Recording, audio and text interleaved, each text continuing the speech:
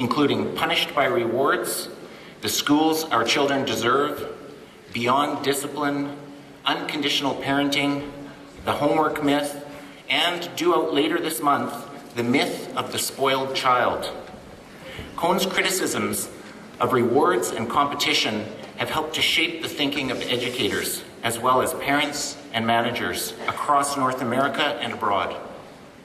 Time magazine, meanwhile, has described him as America's most outspoken critic of education's fixation on grades and test scores. He has lectured in all Canadian provinces and nearly all of the 50 states, and has been featured on numerous TV programs, including Oprah and Canada AM. Among Kohn's recent articles, The Case Against Grades in Educational Leadership, 5 Reasons to Stop Saying Good Job in Young Children, and Why Self-Discipline is Overrated in Phi Delta Kappan, and finally, Turning Children into Data in Education Week.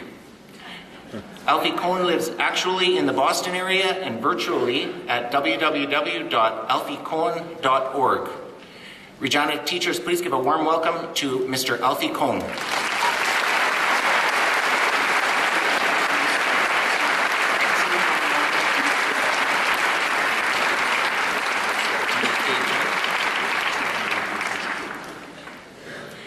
One quick announcement, there is a white Toyota Maxima, a license 299 DKG that is going to get towed right away, so you might want to move your vehicle.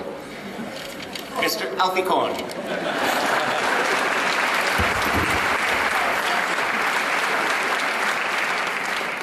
I thought the white Toyota Maxima was a door prize. I'm so glad to see you. Delighted to be here again in Saskatchewan. It's a magical place for a visitor from the states below. A place where people talk about the temperature and they leave off the minus sign. Think it'll get to be 15 today, yeah?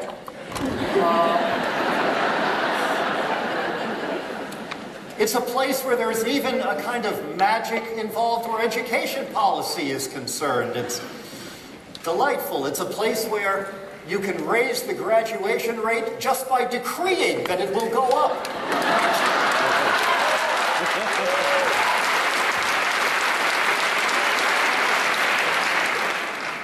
It's a place where corporate-style policies become student-centered just by calling it students first.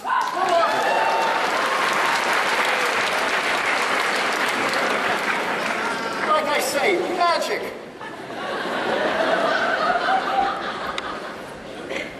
So, I'm here today to take an hour to invite you to take a closer look at the magic and the misdirection.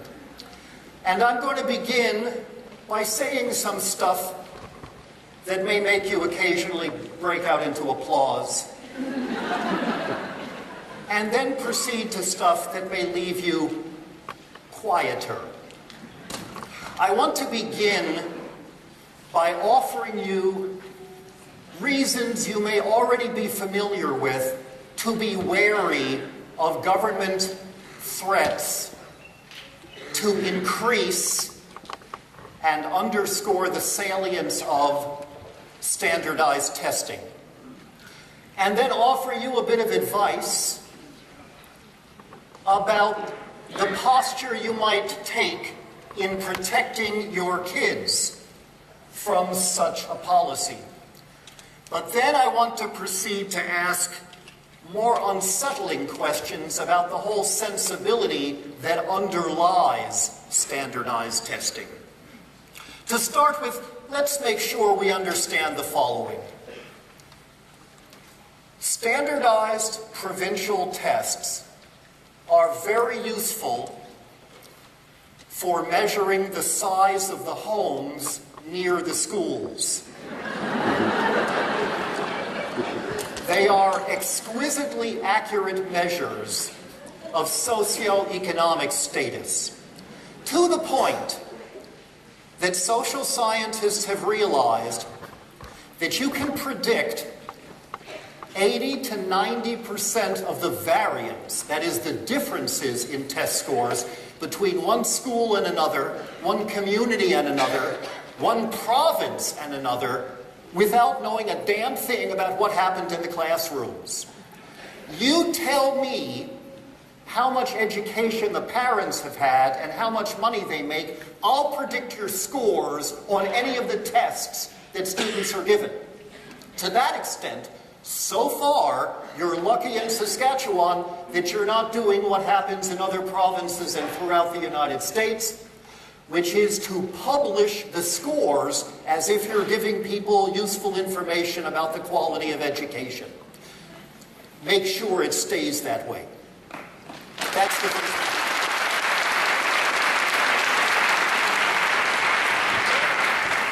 But let's imagine that we put that argument aside and look solely at the test scores of a given school, or even of a given classroom or a given student.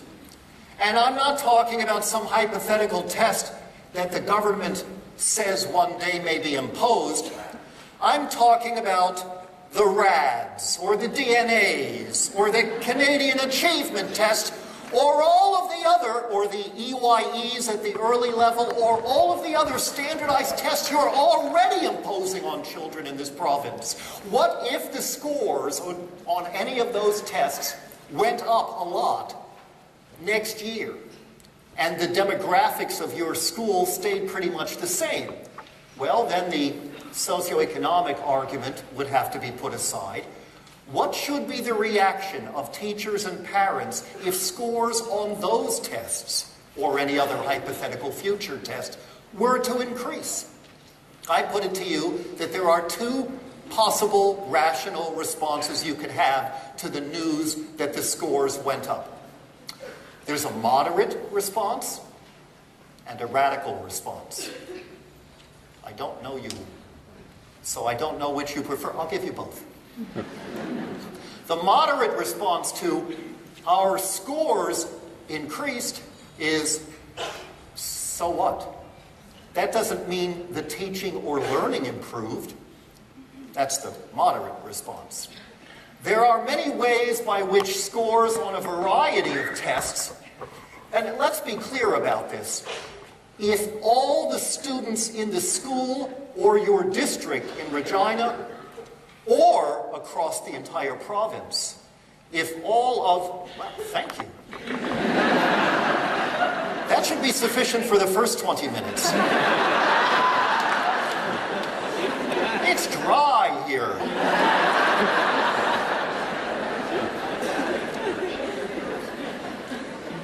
Where was I? Something to do with testing, I think.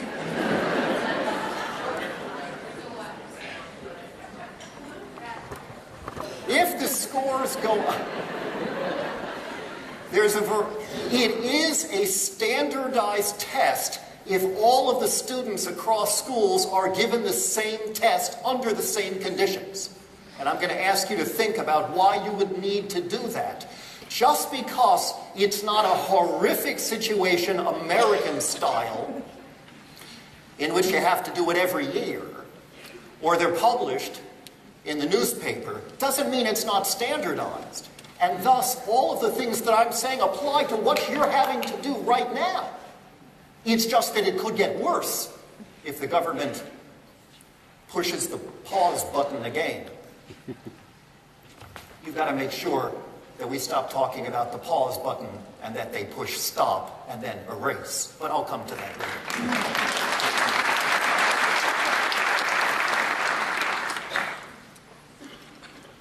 Our scores went up. So what? There are ways by which scores can increase without improving instruction at all. First, if your scores on any test were low last year, they are likely to be higher this year merely because of something statisticians call regression to the mean. Take a statistician out to dinner and ask. Second, a group of conservative economists calculated that 50 to 80% of the increase in scores or decrease from one year to the next is a reflection of differences in the environment or the fact that you've got a different bunch of kids in grade 3 this year, not necessarily due to anything in terms of instructional practices. And by the way, you get to the higher end of that range, 80%, irrelevant, it's not about instruction, when you're talking about smaller schools. If your school is, let's say there's fewer than 100 children in each grade level, you would expect, and some of your schools are smaller than that, you would expect remarkable rises and falls, lots of movement in test scores purely by chance alone. It's statistical noise. So that may explain why the scores went up.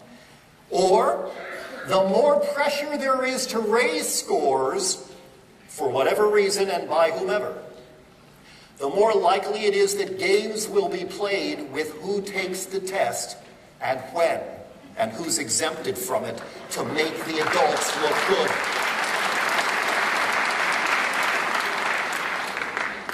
I have thousands of depressing examples from my country to offer if you want. The United States offers a cautionary tale, not a model to be emulated with respect to school reform. There are other games that can be played to raise scores. In the US, the more the pressure goes up, the more you've got explicit cheating. The more people feel their jobs are on the line and they play games, erase the scores, gives children the answers.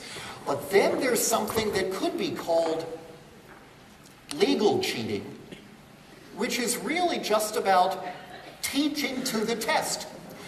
All right, so I know there's this reading assessment where students have to predict what's going to be on the reading piece, the text, and then they have to indicate their understanding of what the purpose of the test was, the outcome, the voice, what point was being made. They have to demonstrate according to a very carefully plotted, somewhat contrived format their reading skills. I can coach kids on a RAD test to get their scores up, especially if I'm being compared September to June to see if they and I look good, without ever helping them to become better readers. I've helped them to become better RAD test takers.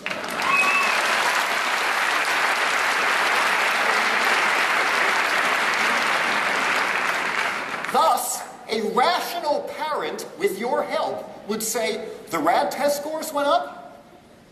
What did you have to sacrifice from genuine literacy to make that happen?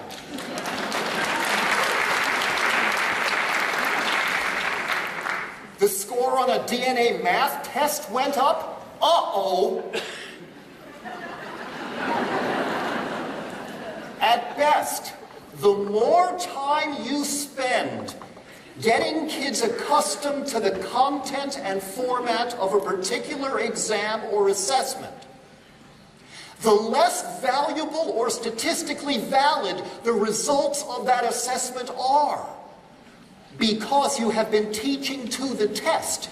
And we have example after example where another test was swapped out and put in that's supposed to measure the same thing. And the scores had been going up, and suddenly with the new test, they plummet. Oh no, what happened? I thought we were making great progress. We were so proud. We even have a YouTube video demonstrating our pride in what we've done. And we know it's not standardized because we call it formative. Poof! Magic in Saskatchewan again. The new test comes in that's supposed to measure the same stuff, and the scores on the new test are horrible. What happened? We were making such great progress. No, you weren't. It was an artifact of the particular test you were using. You were getting them prepared for that test. And so the moderate response to our test scores went up is So what? That doesn't prove anything, except that you've taken time away from other stuff to make them good test takers. It's like, let me use a healthcare analogy. It appears that some people with a background in healthcare are presuming to tell us how to teach children. So let me use a healthcare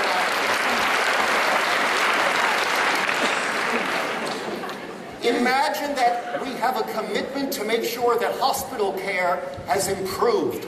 Naturally, we need to use measurements to find out if that's true, and so we decide when the hospital accreditation committee comes that what we shall do is look at fever rates and see how they're doing. Have we brought down the rates of people with fevers who are patients in the hospital? And we go around and stick thermometers into the patients' mouths. Mouths, if we're lucky.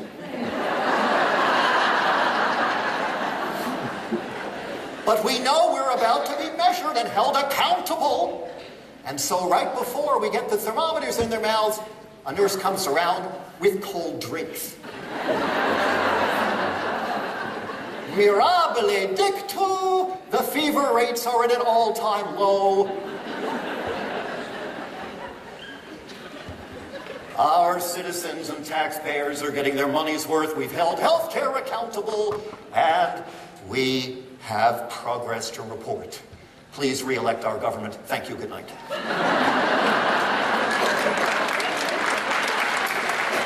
The analogy is all too apt. Doing these kind of standardized assessments and trying to help kids get better on those assessments is a way of pretending we're making progress at education when we're really just improving scores on these not necessarily representative, reliable, valid, or valuable indicators. That's the moderate response. You ready for the radical response? Are you? You sure? Really? Okay. So the moderate response was, so what? The radical response to our scores went up is, that's bad news. Now we're in trouble. In other words, it may be that higher test scores are not merely meaningless, but unfortunate. Let's talk about this kid. This kid does well on these measures, on the Canadian Achievement Test and so on. What does that tell us? Let me ask you, as classroom teachers, could you name, without even thinking about it long, kids you have taught who you know to be good thinkers, ingenious, interesting minds, but they just don't do well on these kinds of tests? Raise your hand if you have students like that. Have any of you, by the way, have the reverse situation? Where you have kids where you're not sure how much is really upstairs, but boy, do they test well. Have you had kids like that?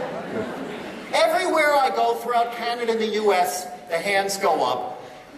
Standardized assessments simultaneously overestimate and underestimate students.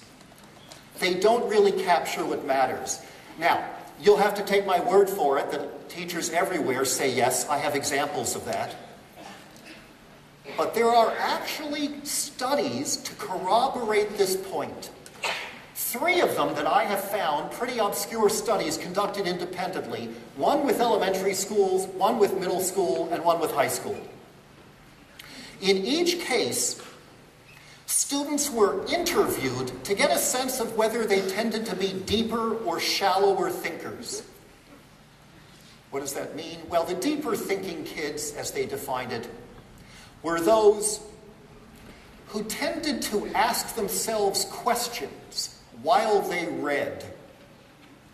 They went back over what they didn't understand the first time spontaneously, and they tried to make connections between what was going on in class now and something they had learned earlier.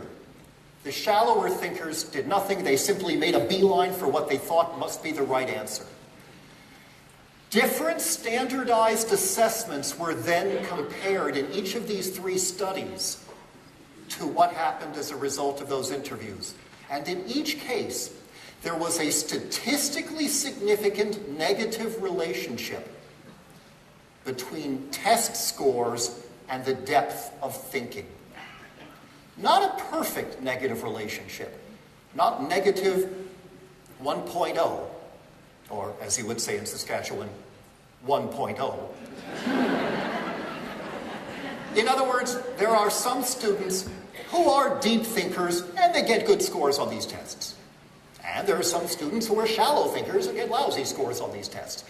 But overall, if you're a betting individual and all you know about this kid is high scores on the test, you should be concerned about the depth of thinking.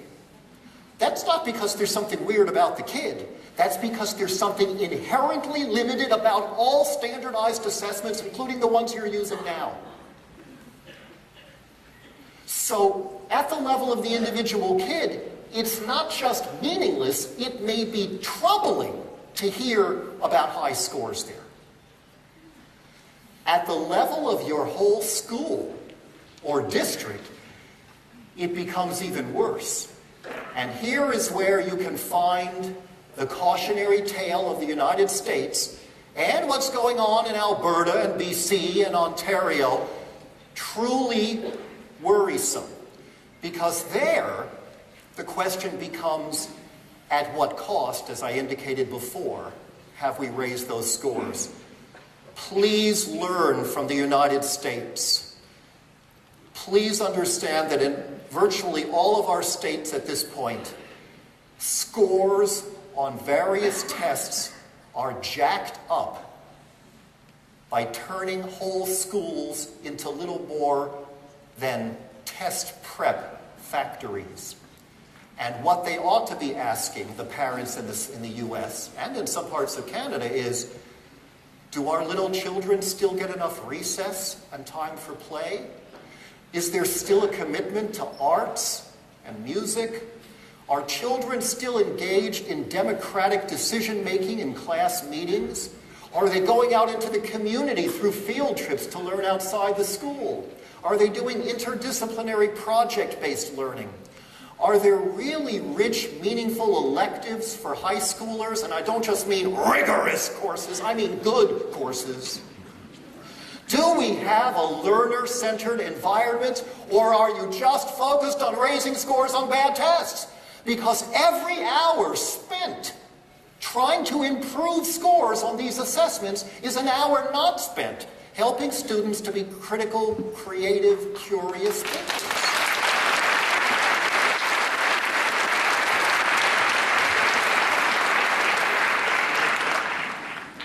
And so, the argument that I offer to you is that raising scores on these tests, on any test that is standardized, at best, is not impressive, and at worst, is depressing.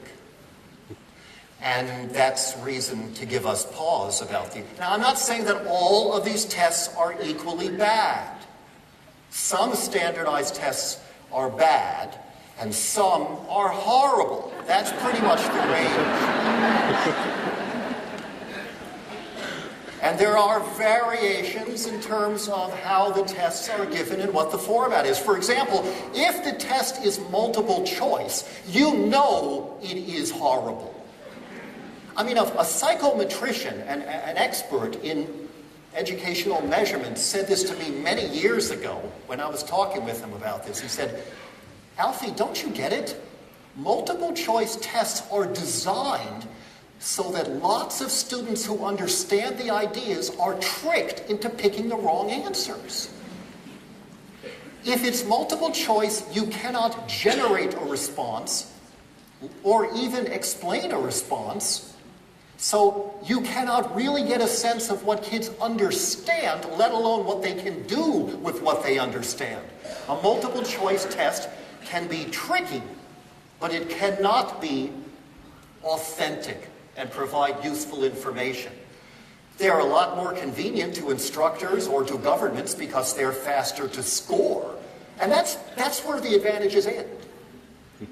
So that would be a problem. And there are other things that make some tests even worse in terms of how often they're given, at what age they're given.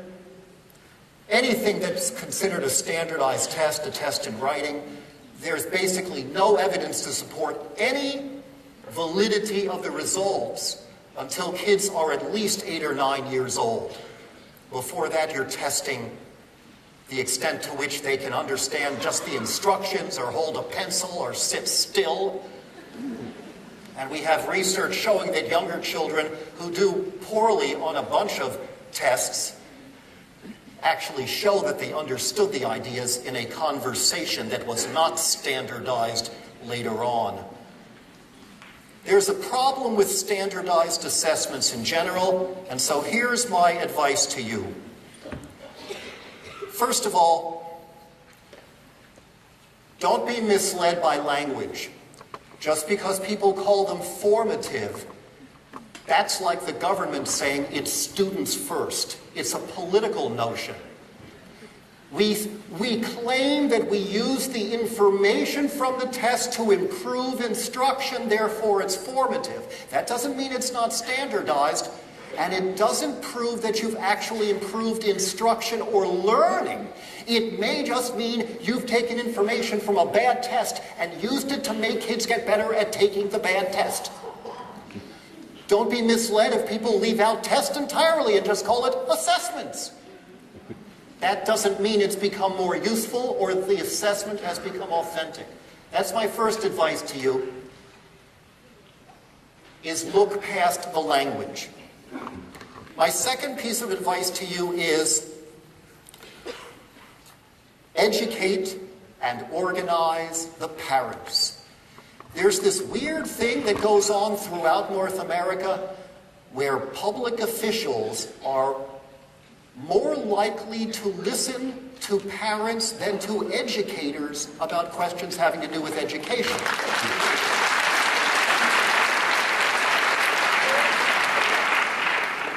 Some of them are more likely to listen to corporate officials than to educators about education. But what we have learned, those of us who've been fighting these battles in the US for many years now, is to make parents your ally. The kinds of things that I've been saying for the last 20 minutes are things you can steal if you find them useful. And in writing or in conversation, continuously engage parents in discussion about this. One interesting study came out of Colorado a while ago, where some parents with very traditional ideas who wanted to see, because they haven't heard anything different. They read the newspaper, and the newspaper coverage of education is like a series of monosyllables. Test scores go up, that's good. And they thought, well, great, let's make sure we have some accountability here. And then the parents were shown not only standardized tests, they were shown authentic forms of assessment that were not standardized. And when the parents were exposed to those, then the parents said, wait, that gives you a much better sense of how the kid thinks. How come my kids aren't getting those? They never knew to ask before. We need to help parents understand two things. One, what alternatives to standardized assessments look like and how they work. And second, what all of the hidden flaws are of the assessments you're using right now, let alone the possibility of doing them in a more high-stakes version, or doing them every blessed year, which would be a disaster for teaching and learning. Trust me, that's what we did with what we should call the Many Children Left Behind Act in the United States.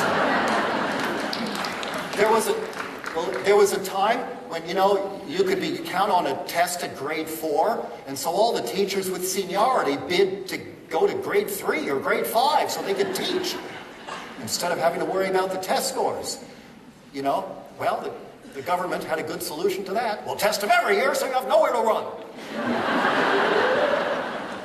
We'll We'll squeeze out all the pockets of learning that were happening in between the test years. But we'll sell it to the public in terms of accountability and school reform and so on. And a lot of us have been pushing back hard on this, and one way to do that, I'm suggesting, is help the parents understand what goes on. You know what your sister Teachers Federation did about 10 years ago in Alberta? They created a 4-color booklet to rebut the government's claims about the need for provincial exams. That step by step said, myth, fact, and here's the harm that these tests will do to your kids. And they took some time away from the other concerns. They were still worried about protecting their members, the teachers, in terms of funding cuts and making sure that salaries and benefits were high. But they said, this must be for a while our #1 priority, to protect not only us, but our kids from this government nonsense. And they spent a lot of money to put one of those pamphlets in every home in Alberta. In one state in the United States, the teachers' union actually bought time on television to have advertisements to say, do you want your kid going to a test prep academy or to a place of learning? And by the way, when you do this, be aware you have support with the parents. Just recently, a powerful letter was sent to the government saying very similar things to what I'm saying, with lots of citations, by the U of R Faculty of Education. Experts in education say, we know something about kids. Teachers in the classrooms are close to the kids. Who are you going to trust here? Them or folks who've never taught in a classroom and have a managerial perspective as if classrooms are like customers?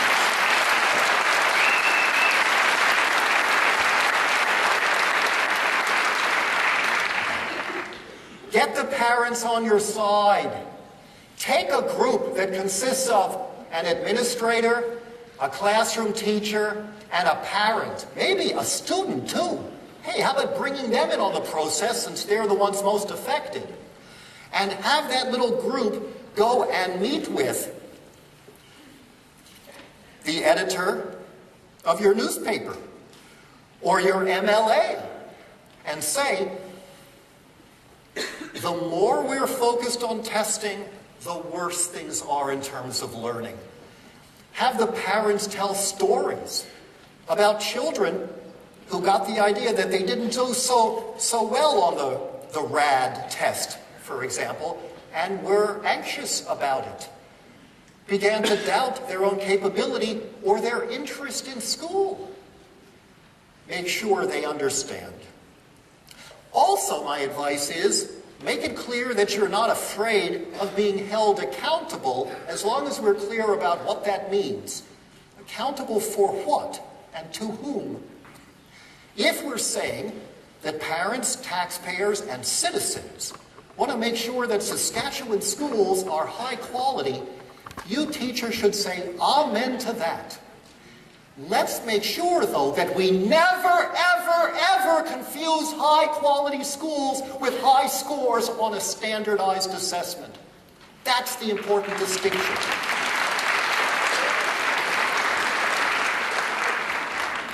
If my school, my classroom, feels like a factory, if kids are sitting there passively listening to lectures, hunched over desks, filling out worksheets, making their way through giant corporate-written textbooks, taking quizzes to see how many forgettable facts have been squeezed into short-term memory,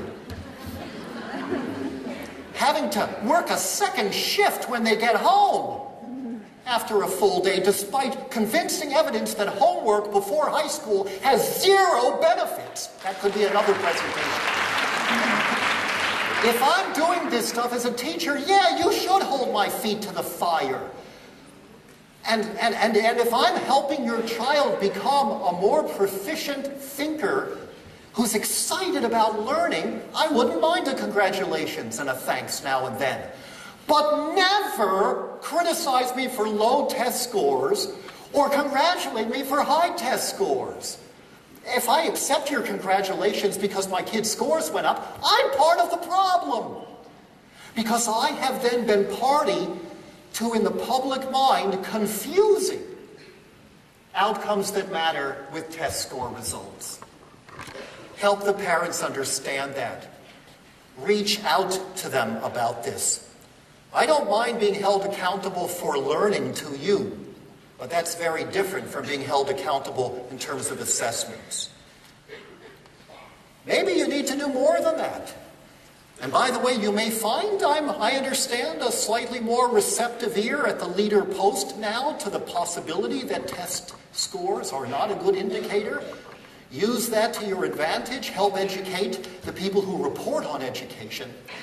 And most of all, I would say, don't be afraid to let slip that, like what's going on in the United States now with a groundswell of grassroots resistance, if the government was ever foolish enough to take back off the shelf the idea that they floated not long ago, to really increase the severity and frequency of provincial tests, that we would respond the way people are responding elsewhere, which is to say, we would not in good conscience be able to administer those tests.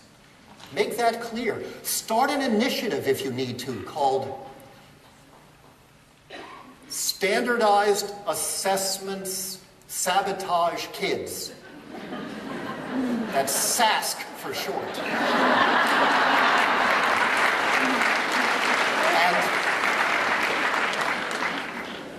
And remind the government and the news media of what happened years ago in Japan, when the government proposed a series of standardized assessments of this sort.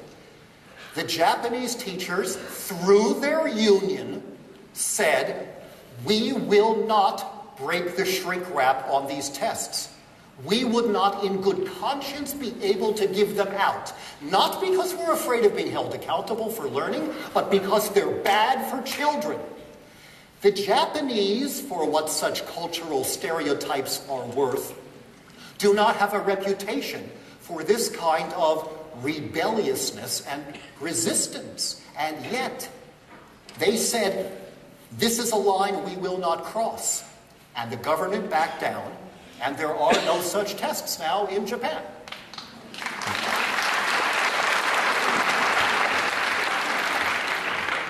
There's an exam for getting into university I wouldn't wish on my worst enemy, but there's nothing like this. That's my advice.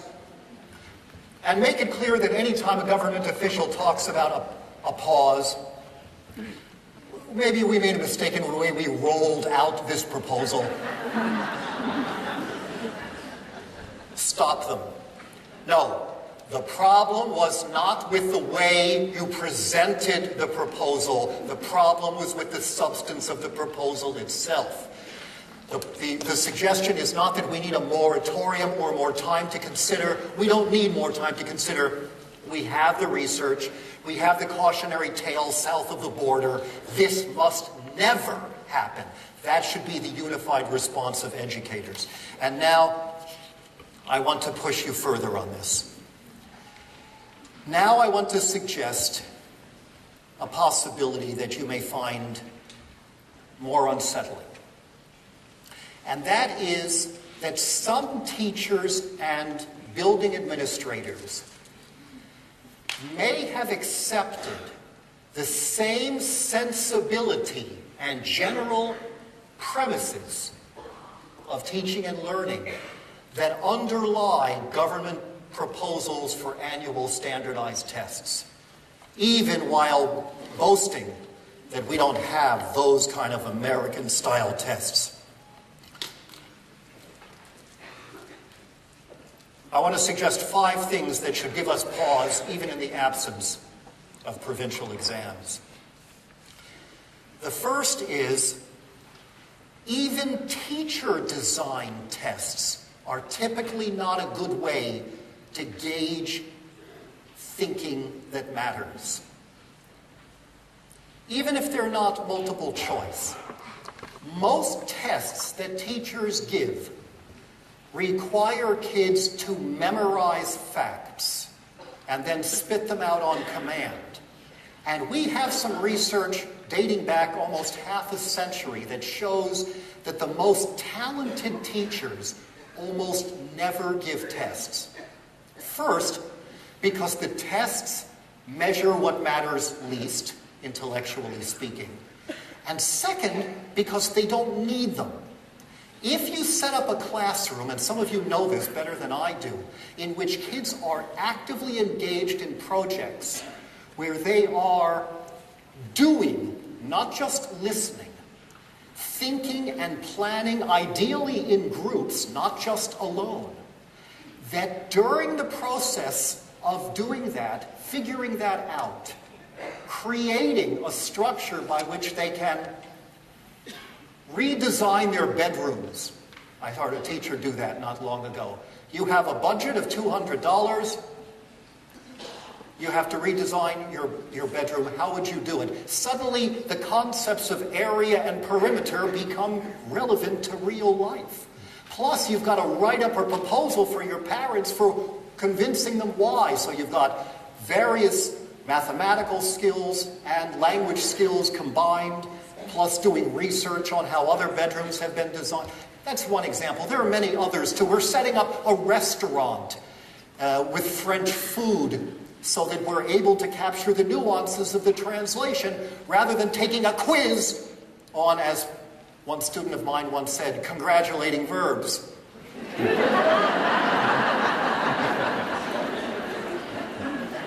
Or the students have become deputized as crime scene investigators, CSI people, and an elaborately staged traffic accident requires them to figure out what happened and then to report their findings, drawing from social studies and physics, mathematics, and language arts in order to do something that matters. They're learning in a context and for a purpose. While these projects are going on, the teacher is watching and listening to get a sense of which of the proficiencies required to conduct this well may be lacking in some kids. Who needs help?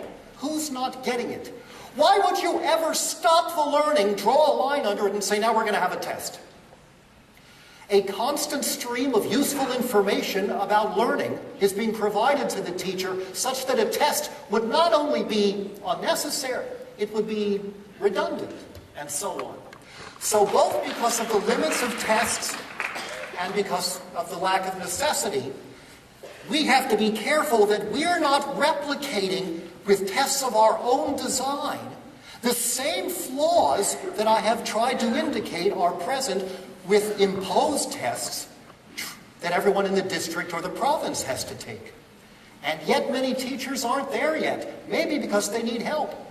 There's a library full of information on authentic assessment and how it's done. That's the first point. The second is people who have completely capitulated to the mindless worship of data and without any irony or self-consciousness talk about creating data walls or the need for a data-directed classroom, as if we're in some sort of factory where we have these widgets on the assembly lines and we subject them to these little assessments to collect data, and then based on that we are able to tweak our interventions and so on and raise scores on these same tests and so on. Folks, I wrote an article, I think Pat mentioned it in introducing me, called Turning Children into Data. It's on my website, which has 150 some other articles, all for free. My website is my name, alfiekohn.org. If you put .com, you get there anyway somehow. Magic. If you put .ca, not so much. I'm sorry. Or you can just Google it, turning children into data. It will show up. And it indicates that if you still talk about data enthusiastically where children are concerned, you may need to have your crap detector recharged.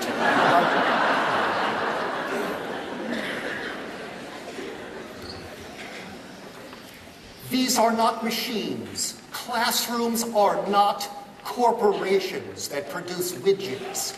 The whole standardized mentality shows up in the tendency to focus on numerical data. People say to me, no standardized tests, how are you going to measure students? Or, if they're not teachers, they add, how are we going to measure teachers? And my answer to that is, wrong verb. If you ask me how we can assess children, and you let me work with you in defining that term in its most authentic and least objectionable form, then I've got a lot of suggestions. So do other people. But measurement suggests that we can and should reduce teaching and learning to numerical terms. And I put it to you that you can't quantify most of the indicators that are meaningful. If children groan when the dismissal bell rings and want to continue arguing about what they've been discussing in class after class is over, that's a meaningful indicator of success. If kids come home chattering excitedly about stuff they figured out in their classroom today, that's a meaningful indicator of success. If kids not only can read, but do read for pleasure, that's a meaningful indicator of success.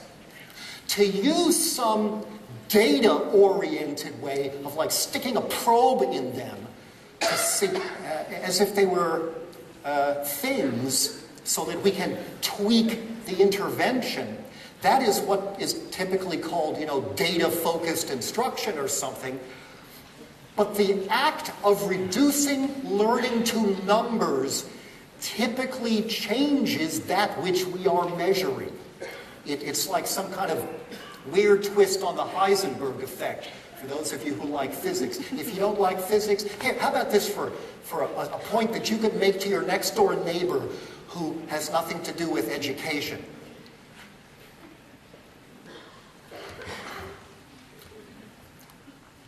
If it is easier to measure the number of semicolons used correctly in an essay than it is to measure the number of wonderful ideas in an essay, therefore, the more focused we are on measurable outcomes, the more trivial the teaching will tend to become.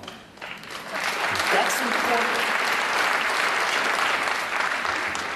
Don't be swayed by the people who have this newfound religion of data, of reducing kids' stuff with rubrics, which is as bad as a standardized test, even though it's smuggled into the back door. Watch what happens to children with rubrics. Is this a 3? I see with my own eyes children less engaged in writing, and with how writing can move and inform and excite a reader. Less focused on the reader's experience when the rubric is imposed, because now it's broken down into little bitty parts, because now it's not just about a holistic effect. Now we have to have not only a measurement, but a measurement with respect to these 5 subcomponents, with respect to organization and analysis and blah, blah, blah, blah. Each assigned a number. The more we fall prey to this data worship, the less likely it is that we're going to help kids become great writers who love writing. And the same thing is true of designing scientific experiments. If you have to use a rubric to remind yourself privately of what you think the relevant criteria are for assessing the kid's stuff, okay, do it in private. But never give kids the rubrics. Otherwise, you are draining the intellectual vibrancy of the assignment. This is critical. It's amazing how many teachers who hate standardized tests end up using these standardized forms of assessment in their own classrooms with pretty much the same effects, while boasting that we don't have American-style standardized tests. Linda McNeil is a relatively unknown American educator who said, I love this sentence, measurable outcomes may be the least significant results of learning. Measurable outcomes may be the least significant results of learning. I would love to see a principal print that out in 32-point Helvetica and frame it and put it on a school wall. I visit schools a lot, and over the years I've developed these shorthands when I visit classrooms. I have one called What to Look For in a Classroom. It's a table. It has good signs and possible reasons to worry. It's on my website, you can get it. I give it to parents and administrators all the time. But I learn these sort of quick and dirty, what's going on in this school, where you can tell a lot, sometimes even when the kids aren't there, by the way the furniture is organized and what's on the walls and so on. But, you know, if I saw that on a principal's wall, measurable outcomes may be the least significant, I would see that as a marker and strongly suspect a lot of terrific stuff was going on in this school. If I walked in and saw a bunch of numerical indicators of student achievement, I would say, let's move along to another school. By the way, just by adding an S to those words, you can change the whole meaning, the whole gestalt shifts. Student achievement usually just refers to scores on assessments. But what if we talked about students' achievements? Now we're talking about real individual children and the real stuff that they figured out and produced. Not reducible to numbers necessarily, not scored by any sort of rubric. This is not, let us be very clear to the government, and let's be clear to our parents, and let's be clear to ourselves. When I say steer clear of a data-driven school, that doesn't mean I don't care about excellence. It doesn't mean I don't want kids to do well. Quite the opposite. I want us to recognize and promote and nourish the kind of intellectual excellence that is not captured by data and indeed is undermined by a focus on data. That requires a shift for us. We can't just blame the government for this sensibility because there are teachers who have drunk the Kool-Aid, the data Kool-Aid. Third, beware of people who are really talking about expectations for kids. If you're 8 years old, you have to be here. If you're 9 years old, you're supposed to be here. If you're 10 years old, you're supposed to be here. And we actually talk with a straight face about reading at grade level, which suggests this kind of, again, relentless march through a predictable pattern of expectation, even though children develop at vastly different rates, especially younger children. To say that we have to intervene because our data shows this 7-year-old isn't reading at grade level is to turn into a possible failure what may not be a failure at all. But the act of branding it as a problem that requires extra intervention may do more harm than good. And if we jack up the score on the bad test, we then congratulate ourselves on our response to intervention. When in fact, the whole thing may have been problematic. The notion of grade level is a completely arbitrary and problematic construct, which in many cases is actually based on norm-reference test results. Do you know what that means? It means that everybody can't be on grade level, because it's based on the idea of what most kids are able to do and some can't.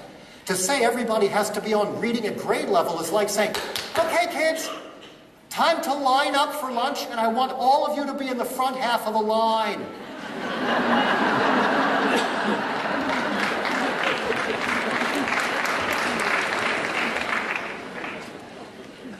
Beware of things based on sorting, and beware of rigid expectations for where every kid must be.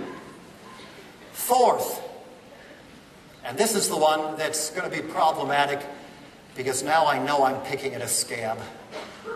It's an appetizing metaphor, isn't it? Because now I'm going to say something that is so deeply inbred here that you may not have thought about it. Or you may have, but you didn't want to say anything about it. I've been to your province several times. I've had conversations about this issue. And I'm just going to give you an American's perspective. The extent to which your curriculum and its outcomes are standardized across the province and dictated to you exceeds the wildest dreams of the most right-wing American corporate school reformers.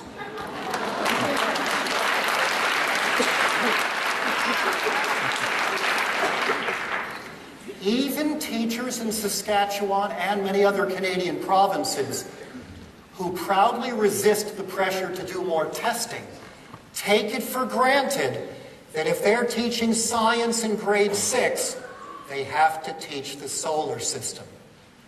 If they're teaching math in grade 4, the kids have to learn about different kinds of prisms.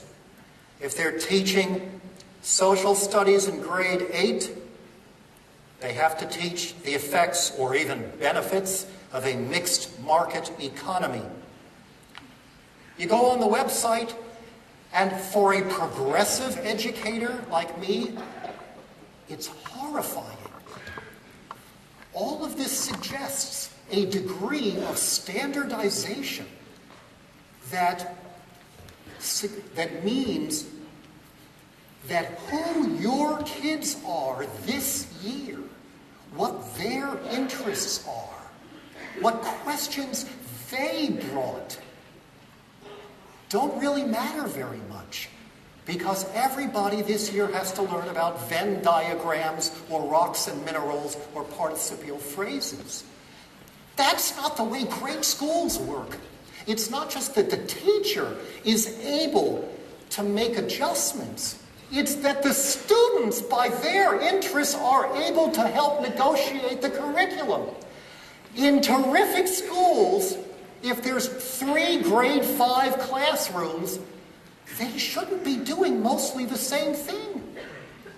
And my grade 5 classroom this year wouldn't necessarily have the same curriculum as the one I had last year, because I have different kids.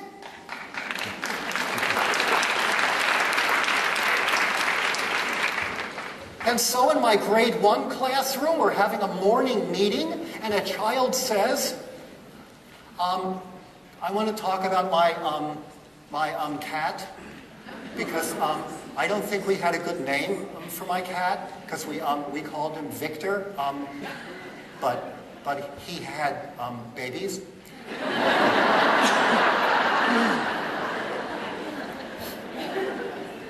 And I know kittens are supposed to be cute, but they are really not cute when they first come out. And another kid says, my dad told me that tigers are just like big cats. Is that true? And another kid said, I went to a zoo and I was noticing that the big cats, their eyes are moving even when they're sleeping. Do cats dream? And another kid says, how come my neighbor's cats sound like babies? The last thing a teacher should be doing is saying, well, that's all been very interesting, boys and girls. Thank you for sharing, but now we have to study magnetism. What you're doing is you're looking at intrinsic motivation in its undiluted form. These kids are saying, we want to know more about cats. These kids said that. Last year, not so much. What a great teacher does and what a great government supports the teacher's ability to do is say, I'm not an expert on cats, let's all learn about them together. And if we're able to create an interdisciplinary unit in which we learn about government policies about zoos, while we're also reading and writing stories about cats and creating art about them, and it becomes a 2-month cat unit, you need the freedom to do that if you're going to be good teachers.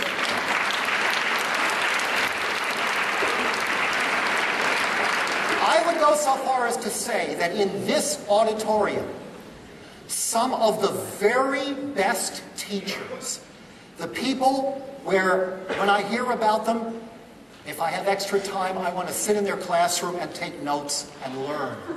The ones where I say, oh my God, I'm sorry, I don't live in Regina, so my kids can't be in this teacher's classroom, except for the temperature.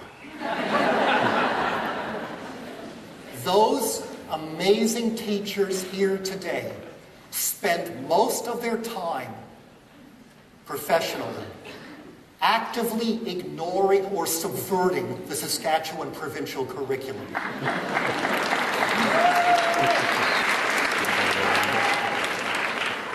But let me quickly add that some not so great teachers ignore the curriculum too. The fact of ignoring or resisting the pressure to teach such and such doesn't magically make you a great teacher. It's rather that being a great teacher means that we can't have this kind of specific top-down approach with specific outcomes.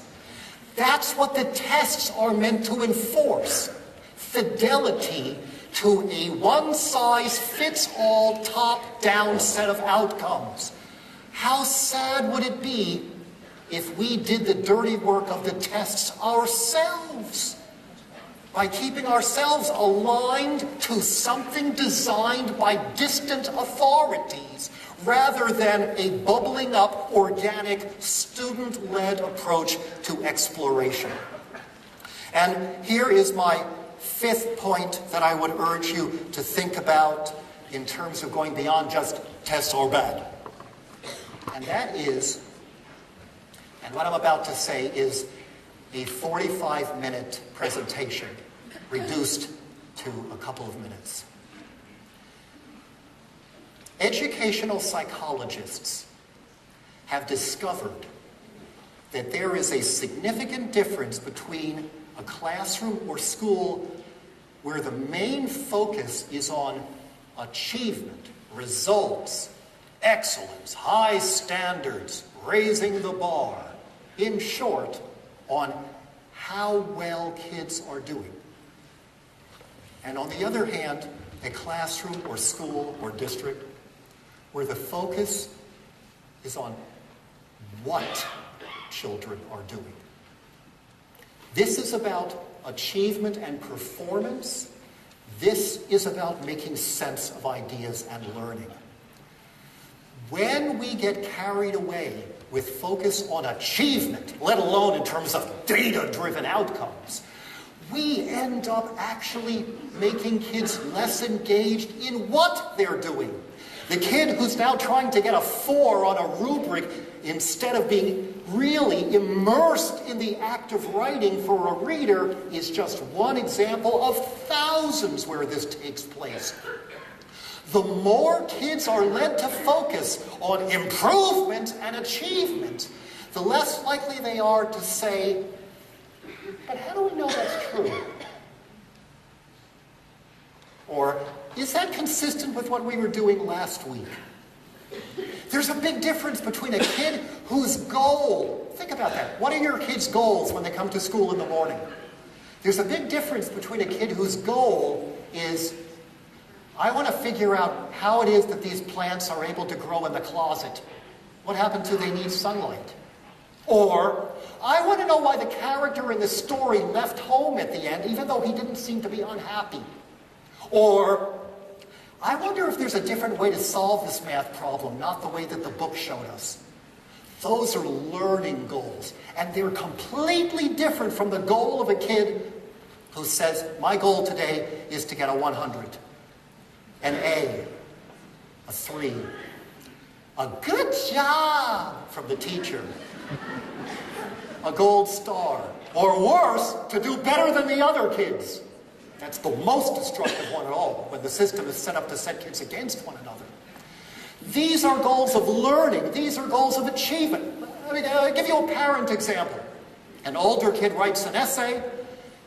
At home, kid says at dinner, I wrote an essay today. What's the parent's first response? For some parents, the response might be a learning question, like, how did you figure out what you wanted to write about? Assuming you're lucky enough to have a teacher who lets you decide. Or, did you already know what conclusion you would come to in the essay before you started? Or did the act of writing it kind of change your mind? Those are generative, interesting learning questions. And then there are, as we know, parents whose question is, what did you get on it? What did the teacher think? Is it better than the essays you were writing 2 months ago? Those are deeply anti-intellectual questions. And by the way, teachers who never grade individual assignments and are working to phase out grades altogether are far more likely to invite parents and students to be learning focused. The worst thing you could do, and this is a whole different talk, is the destructive effects of grades. Maybe when this session is over, those of you who are interested would I've agreed to do a question and answer session driven by your questions and interest right after that. We can just talk about grades if you want, and I can tell you about even high school teachers in Canada, despite university responses and demands, who have stopped grading what their kids do, and the intellectual benefits are astonishing. With the teacher taking responsibility for it, they may make me turn in a grade at the end, but I'm never putting a grade on an individual assignment. And once they do that, the response is amazing. And by the way, then the parent can't say, what did you get on it? Don't blame the parent for that if we're giving them the tools to ask anti-intellectual questions. If we are able to do that, to push back against those responses, to create a student-centered and a learning-centered environment, rather than one that's about grades. Those of you who teach little children who are just learning to read, I'll put this to you in a different way. Would you like the kids to be focused on what it is they're reading, the content of the text? Or would you like them to be focused on how good they are as readers? What reading skills have they acquired? What is the level of their phonemic awareness? If you said, I want them to be focused on what they're reading, are your strategies for reading instruction and assessment consistent with that preference? Or are they getting the kids to take their own temperature constantly? So the focus is on how am I doing, rather than on what am I learning. Again, many well-meaning teachers who have never been invited to reflect on that distinction and all the research supporting the destructive notions, effects of the achievement-based approach. Many teachers are doing stuff in their classrooms that's not ideal for kids. It might as well have been done by government-imposed standardized tests. But they're not doing it, these teachers, because they're bad people or stupid or unqualified.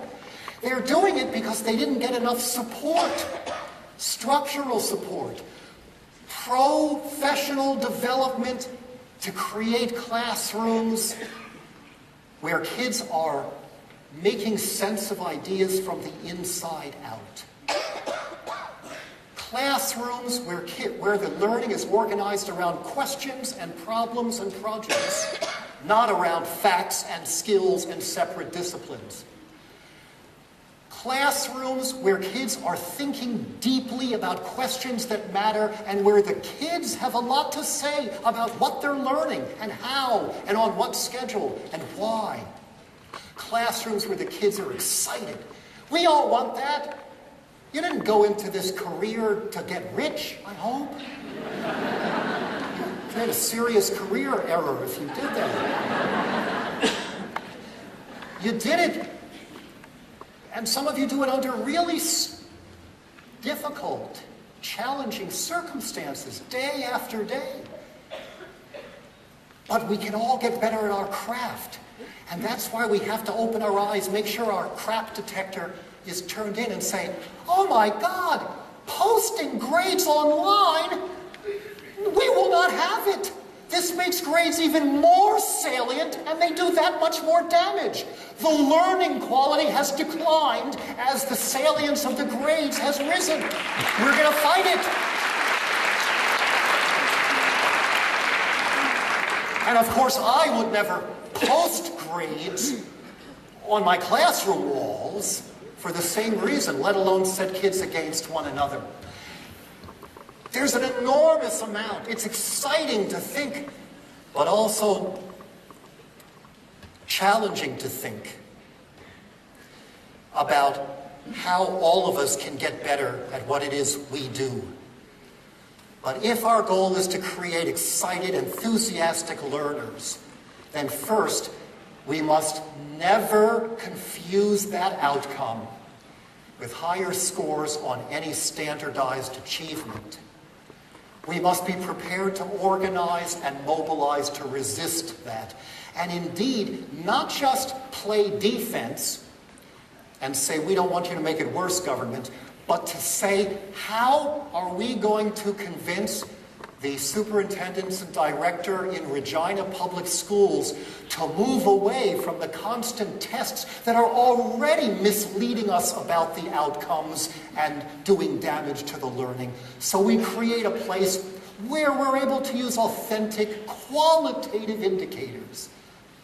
That requires some rethinking of our practices, and that creates a gulp. If you come up to me now and say something like, that was great, I agreed with everything you said, I'll say thank you, because I was brought up right. But what I get up in the morning for, and why I take the series of planes and dog sleds to get here, is the possibility that somebody might say, well, at the beginning I was clapping, and now you've made me kind of disoriented. Now I may have to rethink a lot of what I was doing that I thought was on the right track. I need help to do it better. I'll say, that's why I came to Regina. Good luck, and thanks so much.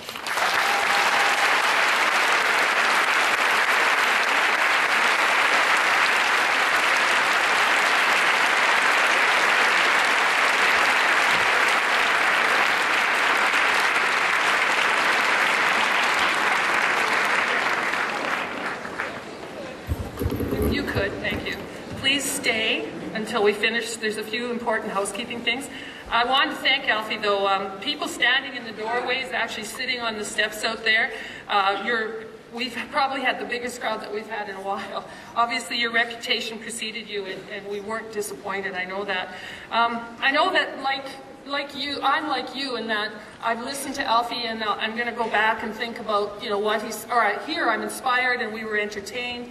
And then we leave the building and we don't know what we should do. And Alfie gave us some ideas to do.